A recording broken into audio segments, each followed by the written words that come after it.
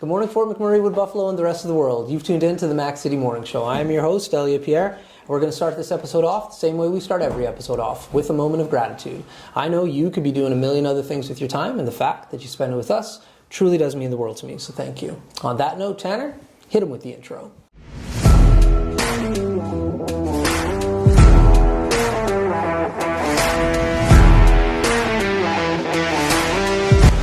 How's it going, you guys? It's Jake White, JJW, coming at you from Norrell Toyota in Fort McMurray. Just wanted to say hi and come on down, check the place out. Hi, my name's Richard. I'm the service manager here at Norrell Toyota. Hi there, I'm Adam. I'm here at Norrell Toyota. I'm a product advisor. Hi, I'm Cass. I'm the appointment coordinator. Happy to help you. Hey, it's Keith Simpson here. I'm the general manager of Norrell Toyota, soon to be Fort McMurray Toyota. Pretty excited for our new dealership. As you've seen, you met all my staff. These guys are all my family. We're here to take care of you. Come on down and be part of our family.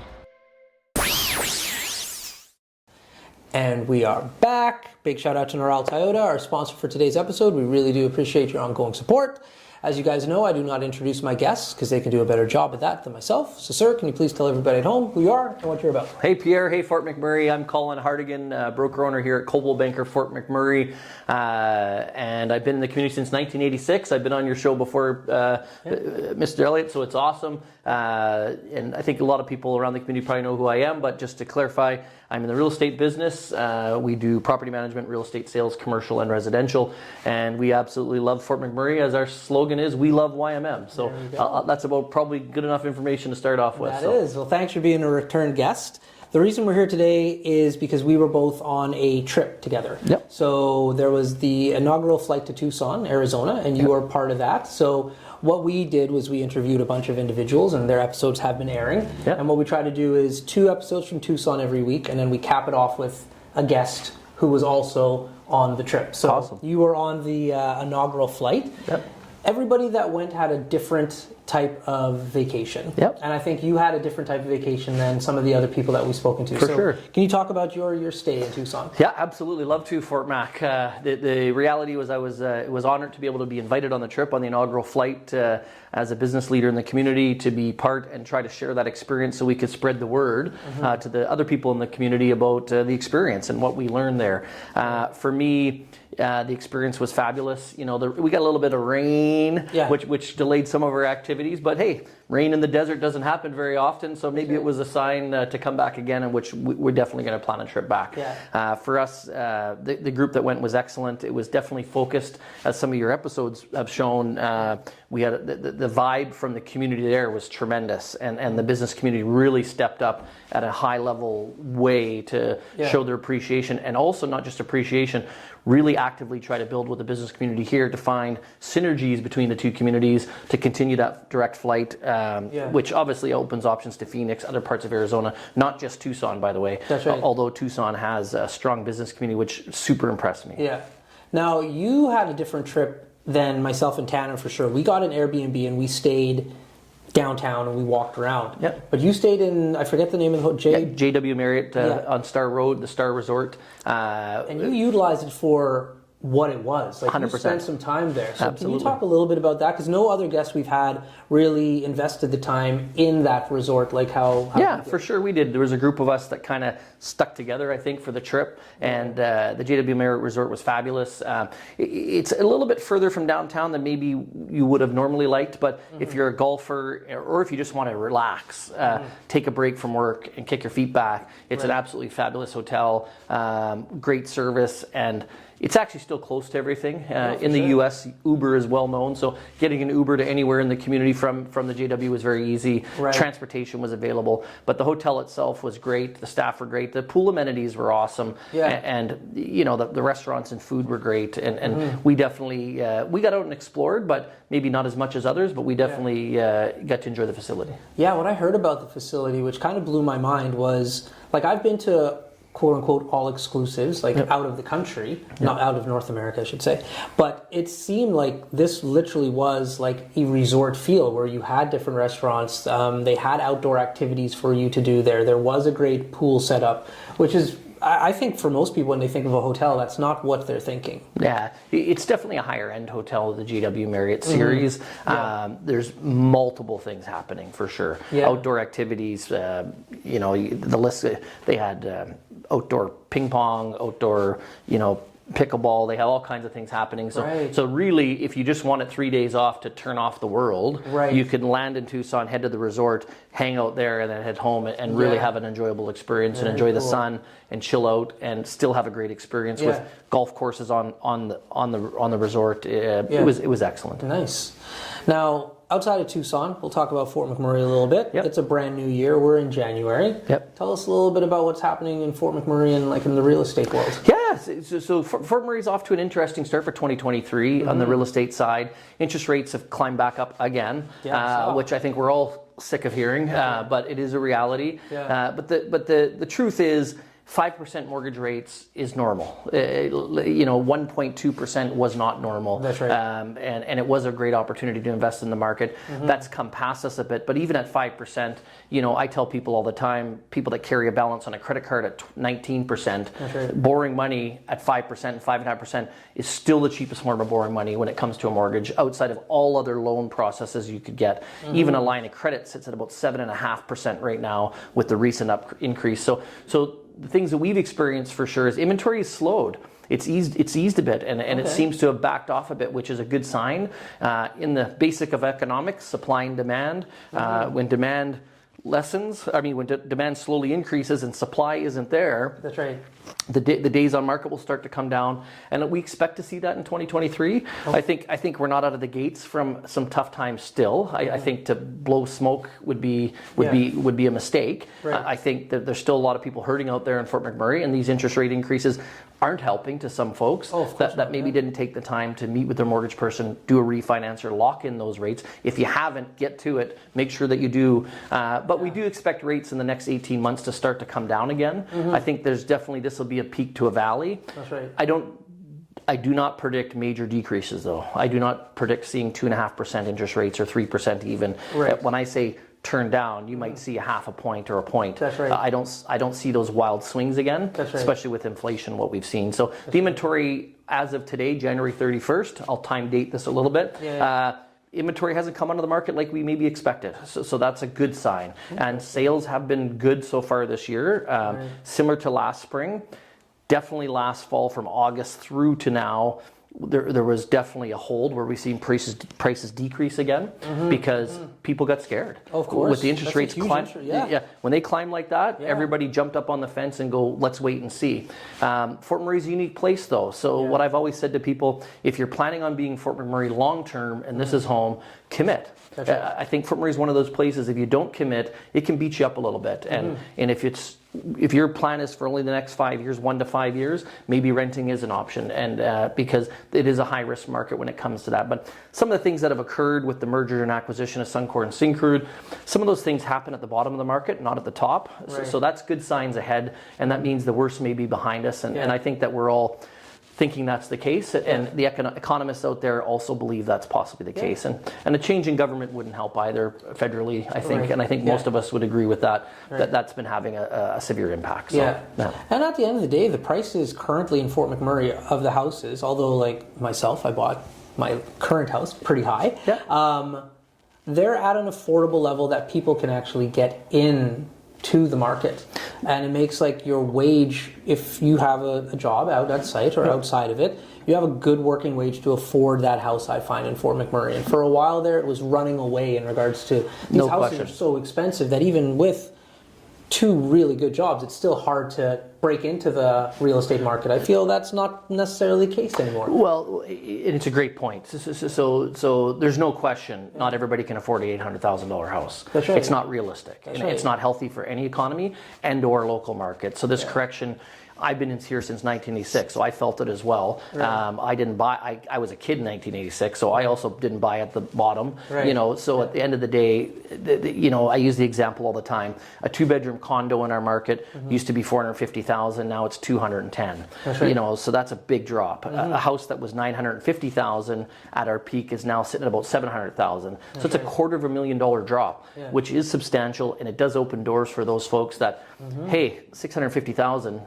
I think we're there. We can buy a good home that any Canadian should be able to buy in an economy with a double garage, with a fully developed basement to raise their family. You know, squeezing your family into a $450,000 townhouse isn't fun for anybody. You know, each level of housing is for the different type of buyer. So you're right on your points. Yeah, I have a question for you because I've been thinking about it for a long time, and I knew when I was coming here, I was like, Ellie, don't forget this question. Hopefully I can answer it. Yeah, I find it fascinating. Fort McMurray, the old part of Fort McMurray, used to be Beacon Hill and Abisan.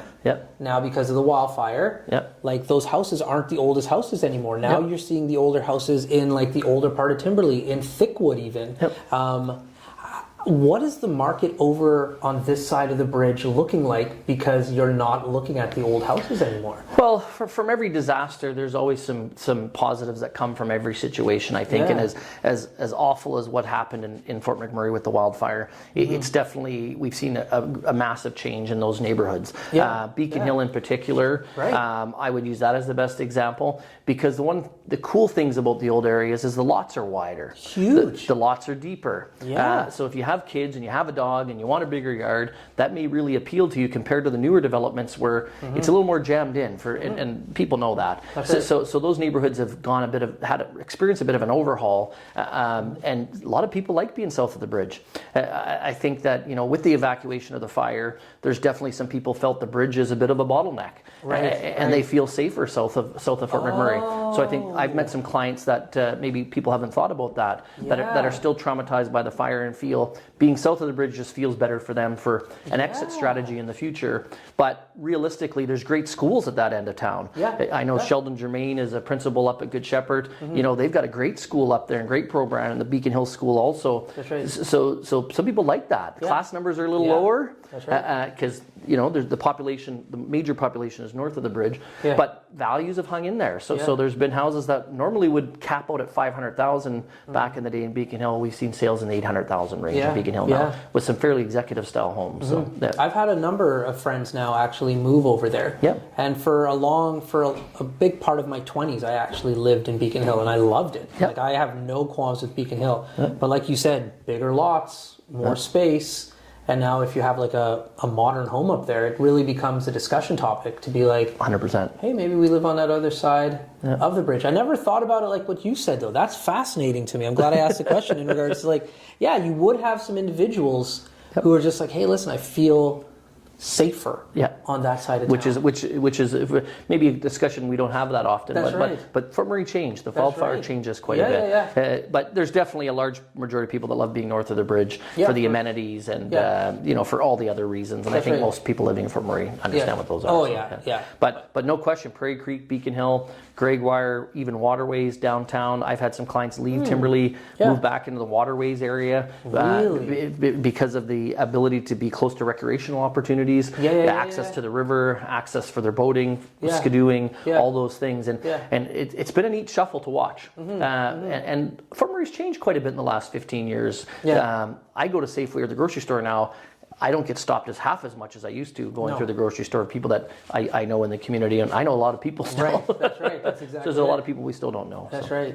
One other part of town that I'm just curious about, because I've seen a lot of units go on the market and then move as well, is the downtown apartments, like when I call them the Syncru Towers. I don't know what it is. We know what you're talking about. I've seen a lot of stuff moving in that area for like a shocking price, to be honest. $44,000. So I'm just like, what the heck? So as somebody, like, I know in my early 20s, I would have jumped on that opportunity as a rental offer, like just boom, right away. But there's always a catch. There's always, listen,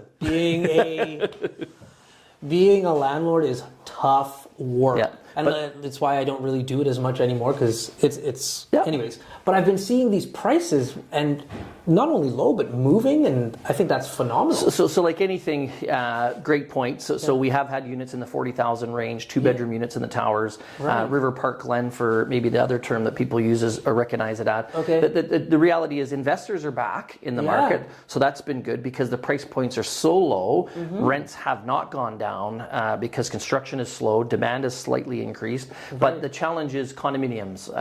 You have to understand condominium fees. That's right. On those cheap units, Yeah. they have really high condo fees, which impact the value. Of course. And that's the importance of hiring a real estate agent. Here's a shameless plug, but Yeah. in true nature, hiring a realtor if you're going to buy a house typically costs you nothing.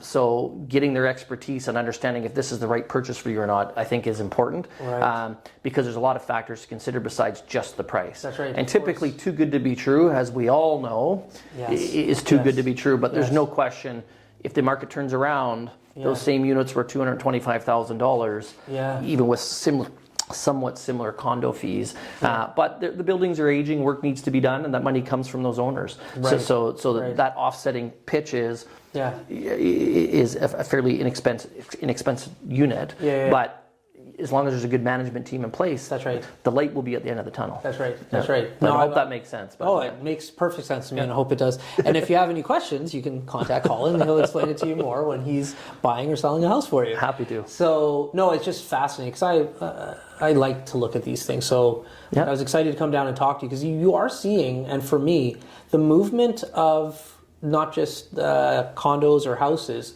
showcases to me that, like, and you nailed it, Yeah. that investors are coming back. There Yeah. is money being invested into the community again, and I think real estate is like kind of a good barometer on like how you can judge how your economy is going to move. And I just see, hey, I see these are positive signs that I'm seeing. And then a real positive that I've seen personally, and we've talked about it in our office, is we see some younger people coming into the market as those investors that are committed to Fort McMurray, That's right. have a great career or job here, Yeah. absolutely love the community, and see a bright future here. Right. And I think as rough a ride Fort McMurray's been through, it still has endless opportunity. I think it's always been good to most of us.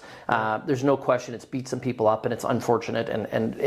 I said this year at our annual meeting for our office, I really commended our team on the amount of psychological things they've had to deal with sitting at the kitchen table with families that it's not good, and it hasn't been good. Right. Offsetting to that, there's people that are seeing an opportunity and taking advantage of it this time. So it's such an interesting market. There you go. Yep. Well, listen, my man, that is the end of the show. But before I cut you loose, everybody gets a shameless shout out or plug. So you have the mic, the camera, the lights. Hey, Have fun. my shameless plug today is there's no question here at Coldwell Banker. We have a team of fabulous agents, almost 40 agents here that are all well trained, ready to help you in the community. Our phone number is 780-714-5050. We have an amazing team of realtors that are passionate about Fort McMurray and are ready to help you, not just myself. I always like to talk about my team behind me, and they make us great. So we love YMM, and we absolutely love this community and love being part of it. So. Awesome. Good shout out, my man. All right. Well, for everybody at home, thank you for tuning in again. We really do appreciate your ongoing support by viewing the show. Big shout out to Norel Toyota, our title sponsor, as well as Carrie from Patchouli Rose. Thank you both for your ongoing support. Appreciate that. Hope everybody at home is having a great day, and we'll see you tomorrow. Peace. Hi everyone, it's Carrie with Patchouli Rose here at Thickwood Barbershop. If you're wondering what to get your loved one this season for Valentine's Day, I make an all-natural anti-aging skin serum called Good Skin. It's good for men and women, and it's available for purchase here at the barbershop, downtown at the corridor shops and events, and on my website. Thank you for your support. What a deadly old way to end another morning show. Later, boys. It's so ballistic!